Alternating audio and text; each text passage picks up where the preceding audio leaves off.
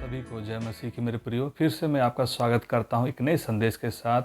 और ये संदेश लिया गया है मत्ती की किताब से, उसके 6वें अध्याय से, और शीर्षक है यीशु का पहाड़ी उपदेश। इसे धन्य वचन भी कहा जाता है मेरे प्रियो।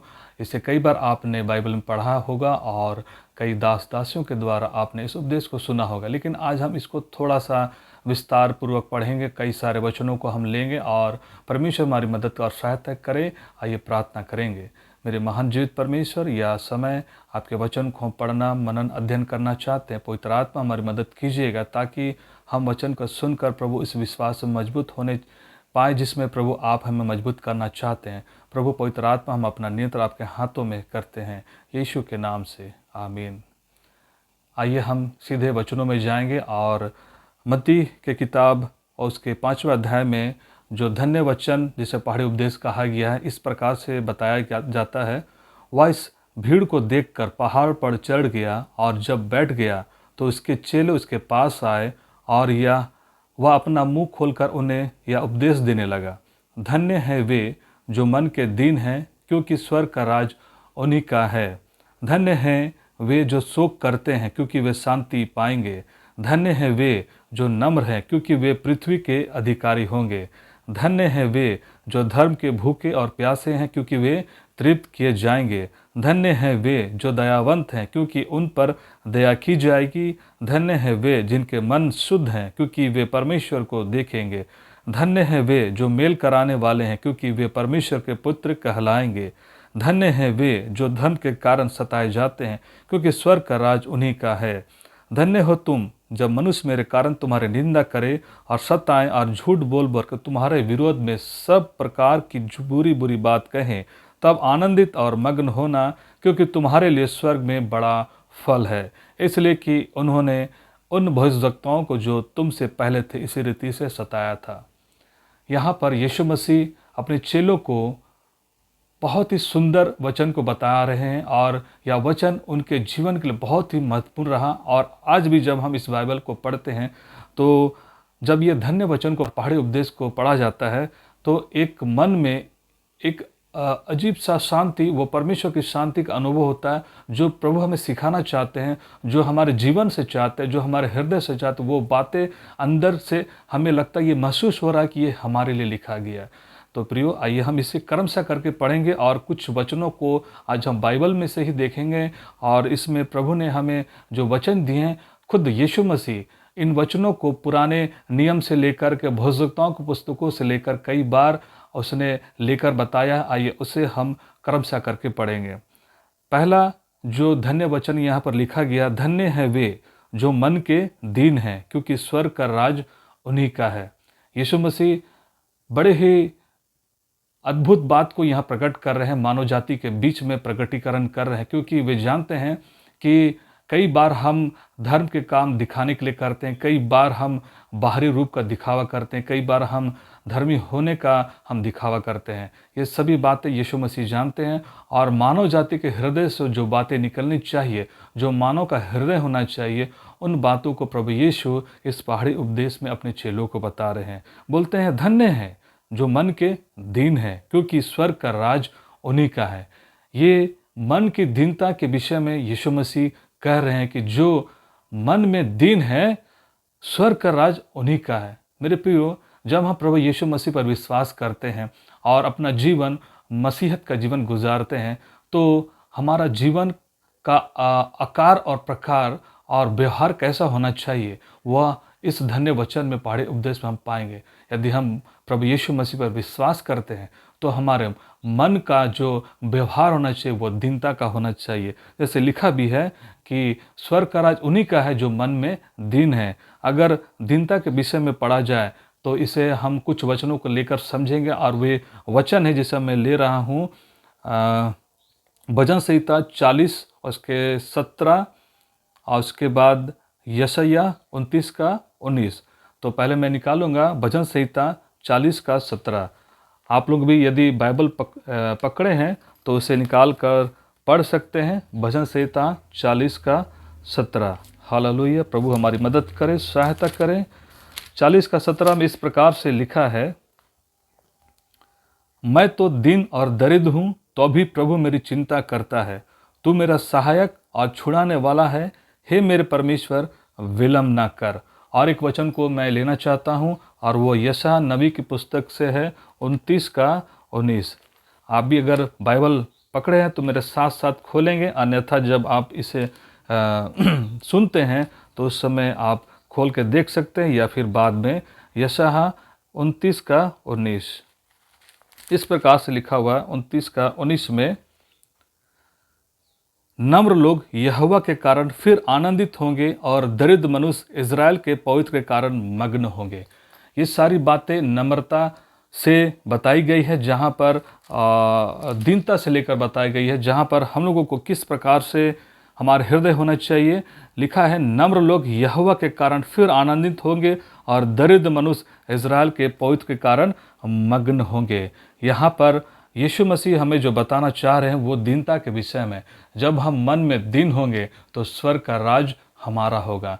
यदि मन में कोई दीन नहीं है और अपने आप को विश्वासी कहता है, और वह कहता है कि मैं एक मसीह व्यक्ति हूँ, और मन में दीनता की बातें ना हो, तो परमेश्वर दीन लोगों को पसंद करता है। इस बात को हमेशा याद रखें। वो कभी भी अहंकारी लोगों को व ऐसे लोग को पसंद नहीं करता जो मन में दीन नहीं है। क्योंकि यदि हम मन की दीनता के साथ हम व्यवहार करेंगे अपने परिवार से और सारे लोगों से जिससे हम मुलाकात करते हैं, किसी से भी हम लोग मुलाकात करते हैं, जब हम दीनता के साथ उनसे व्यवहार करते हैं तो परमेश्वर कहता है स्वर्ग का राज उसका है जो मन में दीन है। तो मेरे प्रियो, ये पहला जो वचन है जो धन्य वचन में से लिया गया है, धन्य है जो मन के दीन है। अब हम दूसरे जो धन्य की बात है, जो पहाड़ी उपदेश है, वो ऐसा लिखा है, धन्य है वे जो शोक करते क्योंकि वे शांति पाएंगे। प्रभु कहते हैं कि वे लोग धन्य हैं जो शोक करते हैं, यानी जो शोक कर रहे हैं, जो दुखी हैं, क्लेशित हैं और अभी कष्ट और तकलीफ में हैं, वे लोग जो प्रभु यीशु पर विश्वास करते हैं, उनके साथ परेशानी है, दुख है, तकलीफ है, लेकिन उनका भरोसा परमेश्वर पर है, तो प्रभु कहते हैं वे लोग एक दिन अपने मन में शांति पाएंगे। उसको वचन के द्वारा हम लोग देखेंगे। इस प्रकार से लिखा गया है यशायाह 61 का 1 और 2। हालेलुया।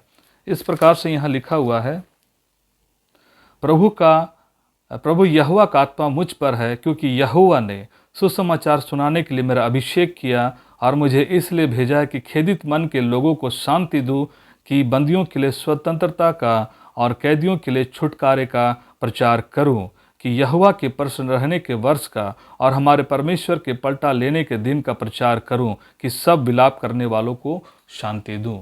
यीशु मसीह ये साफ कहते हैं कि जो लोग शोक करते हैं, जो दुखी हैं, क्लेशित हैं, उनके लिए प्रभु यीशु शांति बन के आए हैं।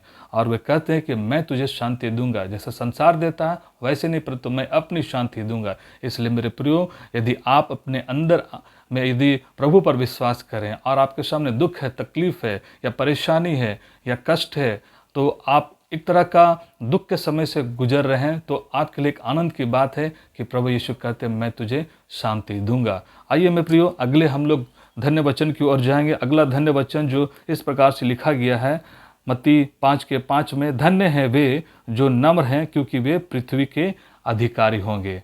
आइए मेरे प्रियो, इस नम्रता की बातों को हम लोग समझेंगे। प्रभु यीशु ख्रिस्त क्यों ऐसा कहते हैं कि पृथ्वी के अधिकारी वही हो सकते हैं जो नम्र है। हाँ मेरे प्रियो, नम्रता का परिचय बिल्कुल एक अधिकार से रखता है। जब कोई प्रभु यीशु मसीह के नाम से नम्रता का जीवन जीता, तो प्रभु ऐसा नहीं कि उसको बहुत बड़ा ओहदा देकर, बहुत बड़ा पोजीशन में देखकर उसको ये बताना चाह रहा कि वह अधिकारी है, लेकिन एक नम्र व्यक्ति अधिकारी हो जाता है सारे उस परिस्थितियों का, सारे माहौल का, और लोग उसे एक तरह से अधिकारी समझते हैं कि उस परिस्थिति का वो अधिकारी है। वो उन सब परिस्थितियों में हावी हो जाता है क्योंकि उसका भरोसा परमेश्वर पर रहता है, और मन की नम्रता के द्वारा सारी बातों पर, चाहे कैसे भी परिस्थिति हो, कष्ट हो, तकलीफ हो, या उसके सामने परीक्षा की बात हो, वो उसमें विजय पाता है। इस वचन के द्वारा हम लोग देखेंगे। आइए हम लोग देखते हैं 5 के 5 में, जिसमें जो विषय आता है धन्य बातें, वो है नम्रता की बातें। और भजन संहिता 37 के 11 में इसे पढ़ सकते हैं, और 29 का 19 में हम लोगों ने इस बात को पढ़ा। अब भजन संहिता 37 का 11 को भी देखें। भजन संहिता के 37 के 11 को, भजन संहिता 37 के 11 को हम लोग देखेंगे। हालेलुया, प्रभु की स्तुति हो, प्रशंसा हो। लिखा है, परंतु नम्र लोग पृथ्वी के अधिकारी होंगे, परंतु नम्र लोग पृथ्वी के अधिकारी होंगे और बड़ी शांति के कारण आनंद मनाएंगे। यह परमेश्वर का वचन है जिसे प्रभु यीशु ने भजन संहिता को मेरे ख्याल से जरूर पढ़ा होगा, और भजनों की पुस्तक को भी यीशु मसीह ने जरूर पढ़ा है। उसी में से प्रभु कहते हैं कि नम्र लोग पृथ्वी का अधिकार होंगे और बड़ी शांति के कारण आनंद मनाएंगे। यह धन्य वचन के द्वारा हमें पता चलता है कि पृथ्वी का अधिकारी, यानी पृथ्वी में जहाँ कहीं भी होंगे, घर में, बाहर में, कहीं भी रहेंगे, यदि हमारे अंदर नम्रता है तो उन सारे परिस्थितियों में विजय पाएंगे, और लोग हमें उन परिस्थितियों के कारण हमें अधिकारी समझेंगे। किस प्रकार का अधिकारी? यानी उन परिस्थितियों में हम विजय वाला अधिकारी हो जाएंगे। तो आइए हम दूसरे भागों को देखते हैं, धन्य की बातों को देखते हैं, जो लिखा है मत्ती 5 के 6 में, धन्य हैं वे जो धर्म के भूखे और प्यासे हैं, क्योंकि वे तृप्त किए जाएंगे। यहाँ पर तृप्तता की बात है। वे लोग तृप्त होंगे जो धर्म के भूखे और प्यासे हैं। इसको हम लोग देखेंगे यशा नबी के 55 के 1 और 2 में देखेंगे तो, अहो प्यासे लोगों, तुम मेरे पास हो, बिना रुपया दिए तुम पानी को लेके जाओ और इसे पियो। यानी जब हम भूखे और प्यासे होते हैं परमेश्वर के, तो प्रभु हमें वो बिल्कुल हमें बिना मोल लिए हुए वे अपने धर्म की बातों को सिखाता है। मेरे प्रियो, और भी वचनों के द्वारा हम लोग पढ़ेंगे इसको। लूका की किताब 1 का 53 में देखेंगे, उसने भूखों को अच्छी वस्तुओं से तृप्त किया और धनवानों को छूछे हाथ निकाल दिया। ये मरियम का गीत है जब वह अपने कज़न से, अपने रिश्तेदार से मिलती है, अपने कुटुंबजन से मिलती है, इलिशिबा से। तब वह उन दोनों का जब मिलना होता है, जब सरदूतों ने उसे यह संदेश दिया था कि तुम्हें एक पुत्र होगा, और ये बड़ी आनंद की बात थी। तो वे परमेश्वर की स्तुति करती है मरियम, और कहती है कि उसने भूखों को अच्छी वस्तुओं से तृप्त किया और धनवानों को छूछे हाथ निकाल दिया। यानी जो भूखे और प्यासे, उस समय सारा इज़राइल परमेश्वर की बाट जो रहा था, उद्धार की और छुटकारे की बाट जो रहा था, जो उनके साथ हो रही थी। वहाँ रोमन शासन था, इसलिए वहाँ बहुत सारे कष्ट और तकलीफ भी थी, और बहुत सारे अनैतिक बातें थी। उन सब बातों से छुटकारे के लिए ये सारे बाट जो रहे थे, और इसलिए कहा गया है कि भूखों को अच्छी वस्तु से तृप्त किया गया है। यानी हम जब प्रभु के भूखे और प्यासे होते हैं, उसके धर्म के भूखे और प्यासे होते हैं, तो हम तृप्त किए जाते हैं। प्रभु का वचन ये भी बताता है, मांगो तो दिया जाएगा, ढूंढो तो तुम पाओगे, खटखटाओ तो तुम्हारे लिए खोला जाएगा। हाँ मेरे प्रियो, हमें भूख और प्यास के साथ जब प्रभु के पास आते हैं, तो प्रभु निश्चय ही हमें तृप्त करता है। आइए हम और अगले धन्य वचन की ओर जाएंगे, और वो है, धन्य हैं वे जो मन के शुद्ध हैं, क्योंकि परमेश्वर को देखेंगे।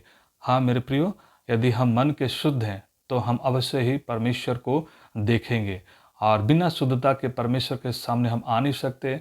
और जैसा आप जानते हैं कि हमारा परमेश्वर पवित्र, उसके सामने आने वाले को पवित्र होना होगा। और वचन में बताती है, पवित्र बनो क्योंकि परमेश्वर ने कहा मैं पवित्र हूँ। बिना पवित्रता के यदि हम परमेश्वर निकट जाएंगे तो परमेश्वर से हमारा मेल मिलाप नहीं हो पाएगा, और उससे मेल मिलाप होने के लिए हमें शुद्ध होने की आवश्यकता, और यह शुद्धता केवल यीशु मसीह के लहू के द्वारा, उसके वचन के द्वारा ही संभव है। तो अपने आप को शुद्धता के दायरे में लाना, ताकि हम परमेश्वर से हम मुलाकात कर पाए, परमेश्वर से भेंट कर पाए, परमेश्वर स्वयं ही हमसे भेंट करने के लिए दर्शन और सपन के द्वारा हमसे बोले और बातचीत बातचीत करें। आइए कुछ वचनों को लेकर हम इस पर हम बातचीत करेंगे। और जब लिखा हुआ है कि धर्म के टॉपिक है मन के शुद्धता के विषय में है, मन की शुद्धता के विषय में उसको भजन संहिता 24 के 3 और 4 में देखेंगे। यहाँ ऐसा लिखा है मेरे प्रियो, यहोवा के पर्वत पर कौन चढ़ सकता है और उसके पवित्र स्थान में कौन खड़ा हो सकता है, जिसके काम निर्दोष और हृदय शुद्ध है, जिसने अपने मन को व्यर्थ बात की ओर नहीं लगाया और न कपट से शपथ खाई है। और आगे भी पढ़ेंगे तो ऐसा लिखा, वह यहोवा की ओर से आशीष पाएगा और अपना उद्धार करने वाले परमेश्वर की ओर से धर्मी ठहरेगा। ऐसे ही लोग उसके खोजी हैं, वे तो दर्शन के खोजी याकूब वंशी है। यानी जब हम उसके खोजी रहते हैं तब हमारे अंदर में ये सारी बातें पाई जानी चाहिए। मन की शुद्धता में ये सारी बातें पाई जानी चाहिए। मन की शुद्धता कैसे आती है मेरे प्रियो? ये आती है हमारे मन के अंदर कपट की बातों को हम निकालें। दूसरों के प्रति यदि हम कुछ बुराई की बातें को सोच रहे हैं, दूसरों को हम यदि दोष लगाने की बातों को सोच रहे हैं, मन की अशुद्धता के कारण हम झूठ बोल रहे हैं, हम बहुत सारा ऐसा काम करें जो परमेश्वर के निकट बिल्कुल भी वो ग्रहण योग्य नहीं है, तो हम ऐसी बातों से हम ज़रूर हम बाहर निकले, तभी हम परमेश्वर के निकट आ पाएंगे। इसलिए प्रभु यीशु मसीह ने कहा, धन्य है जो मन के शुद्ध हैं, क्योंकि परमेश्वर को देखेंगे। आज जब हम परमेश्वर के निकट आना चाहते हैं तो हमारे लिए बहुत ज़रूरी है कि हम अपने मन को शुद्धता की ओर लेकर चले। आइए हम आगे को धन्य वचन को जाएंगे, देखेंगे उसमें किस प्रकार से धन्य वचन को यीशु मसीह ने चेलों को कहा रहा और हमारे लिए इस समय किस प्रकार वो महत्वपूर्ण बातें हैं। हालेलुया। आगे ऐसा लिखा है मेरे प्रियो, धन्य हैं वे जो मेल कराने वाले, क्योंकि वे परमेश्वर के पुत्र कहलाएंगे। जो मेल मिलाप कराते हैं वे परमेश्वर के पुत्र कहलाते हैं। ये प्रभु का वचन कहता है। हमें मेल मिलाप की आत्मा सौंपी गई है। हम एक दूसरे से कभी ना लड़े, ना झगड़े, ना किसी के प्रति को बैर भाव रखें।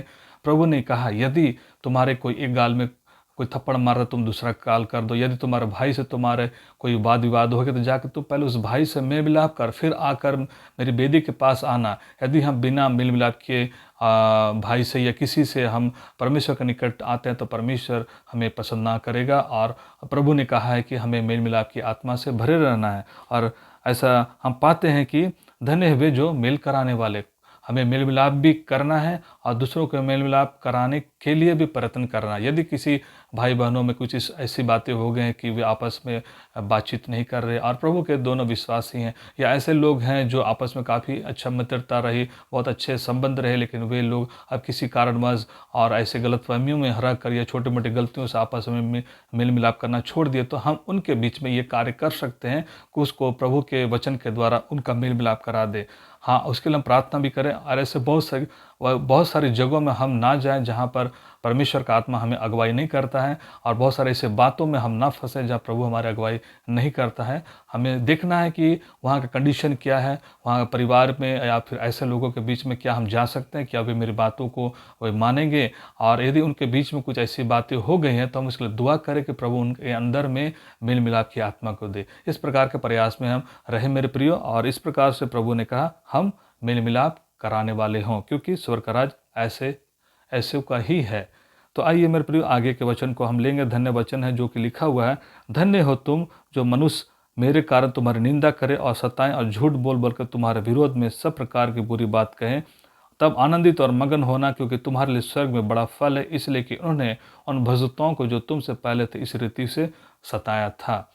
यहाँ पर प्रभु ने कहा है कि यदि मेरे साथ वे ऐसा करते हैं तो तुम्हारे साथ ना जाने कैसा करेंगे। यानी प्रभु के साथ जब उनके अपने ही लोग इजरायलियों ने ही ऐसा बुरा बर्ताव किया और उसको क्रूस पर क्रूस की मृत्यु के लिए रोमी शासन के आगे में उनको आगे कर दिया, तब वहाँ पर यीशु मसीह बोलता है कि यदि उसने मेरे साथ ऐसा किया तो जो तुम मुझ पर विश्वास करते हो तो तुम्हारे साथ ना जाने और क्या क्या करेंगे। इसको वचन के द्वारा हम लोग सीखेंगे, समझेंगे।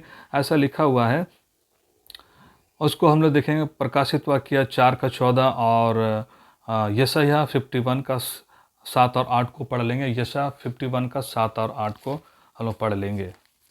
हे धर्म के जानने वालों, जिनके मन में मेरी व्यवस्था है, तुम कान लगाकर मेरी सुनो। मनुष्य की नामधराई से मत डरो और उनकी निंदा करने से विस्मित ना हो, क्योंकि घुन उन्हें कपड़े के समान और कीड़ा उन्हें उनके समान खाएगा, परंतु मेरा धर्म अनंत काल तक और मेरा उद्धार पीढ़ी से पीढ़ी तक बना रहेगा।